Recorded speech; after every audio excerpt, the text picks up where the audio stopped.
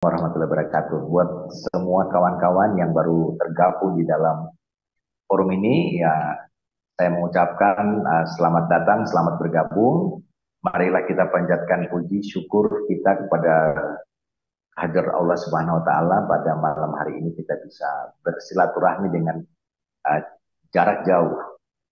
Seperti yang sudah kita lihat atau kita amati di dalam grup-grup PA yang cukup banyak ini, uh, mungkin saja kita semua sudah paham apa yang menjadi agenda kita. Nah, saya hanya ingin mengulangi kembali bahwa di hadapan kita ada persoalan yang serius, persoalan besar.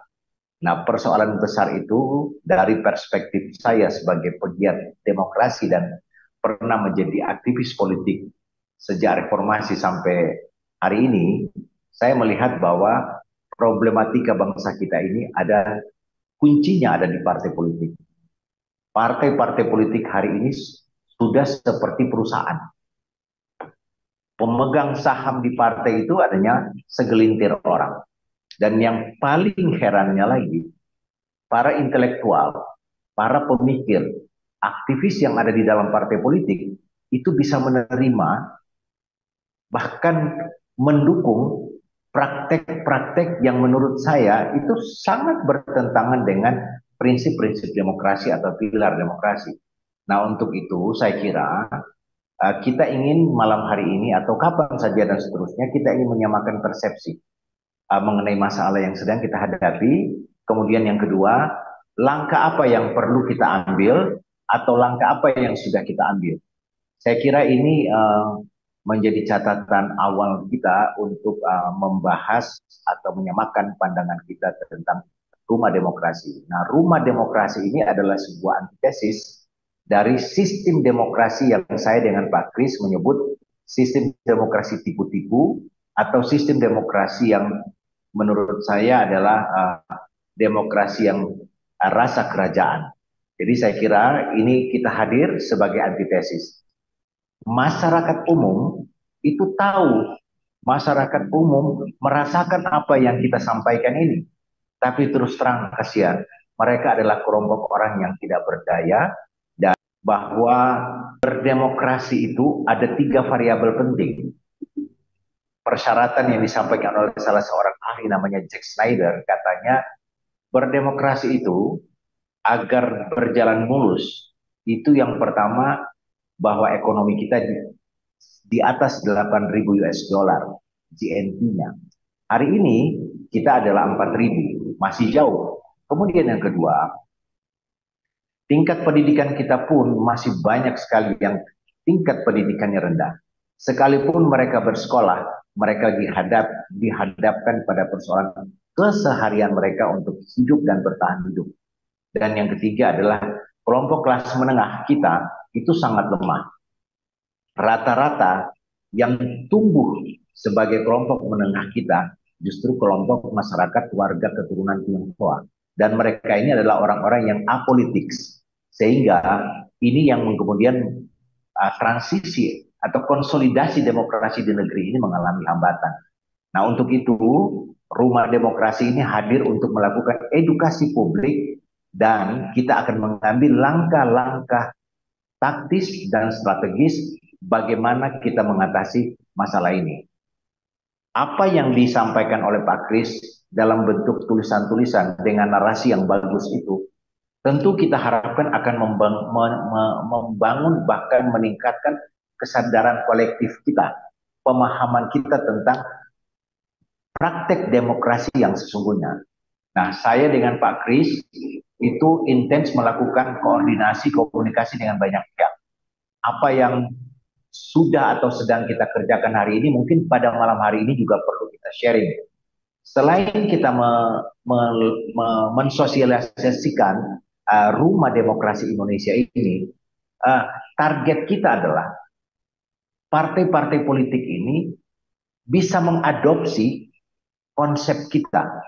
Tapi apa yang terjadi, tidak ada satu partai politik pun yang mau mengadopsi ini karena mengganggu kenyamanan mereka, privilege-privilege mereka. Untuk itu, Saya melakukan beberapa langkah. Langkah yang saya lakukan itu, selain sosialisasi pembentukan rumah demokrasi, nah, ada dua langkah jangka pendek. Jangka pendek yang pertama itu kita ingin sekali memanfaatkan pilkada serentak ini, kita berselancar dengan kandidat yang perseorangan atau kandidat independen. Kandidat perseorangan ini nanti kita akan uh, berikan penguatan dengan beberapa konsep dan narasi yang saya dengan Pak Kris sudah persiapkan, dan nanti kita akan diskusikan bersama untuk menambah menambah materi yang memang diperlukan oleh warga kita. Nah, itu langkah jangka pendek kita. Langkah jangka pendek kedua, bahwa saya berusaha untuk meyakinkan partai-partai politik yang tidak lolos pada pemilu yang lalu untuk bisa berkolaborasi dengan kita, mengadopsi konsep kita, dan konsep ini merupakan diferensiasi kita dengan partai yang sudah ada.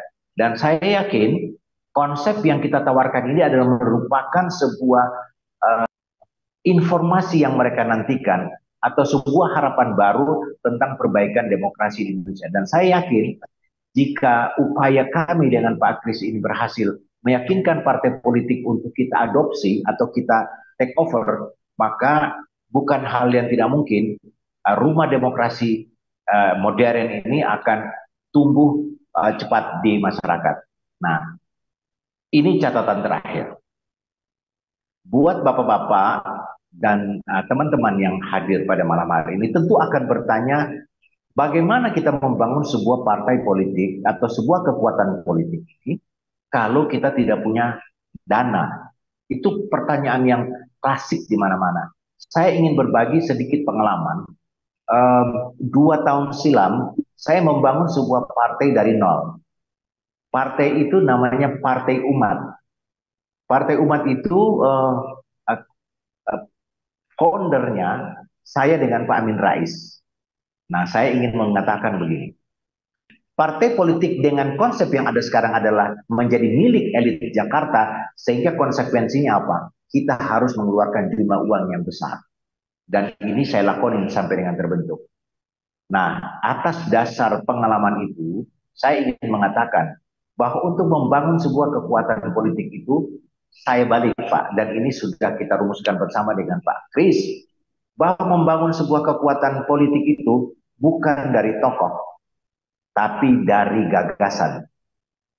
Nah, gagasan yang kita rumuskan bersama ini adalah sebagai gagasan yang original, yang mempunyai diferensiasi kuat dengan seluruh kekuatan politik yang ada. Itu yang pertama. Yang kedua, dari narasi-narasi yang dibangun oleh Pak Kris melalui tulisan-tulisan, ini adalah narasi yang luar biasa kuat, dan menurut saya ini harus disosialisasikan oleh seluruh jaringan kita. Artinya yang pertama harus punya gagasan, yang kedua harus punya narasi, yang ketiga kita harus punya jaringan. Nah, dari pengalaman kita semua atau teman-teman yang hadir di dalam forum ini, saya aku yakin semua kita ini punya jaringan.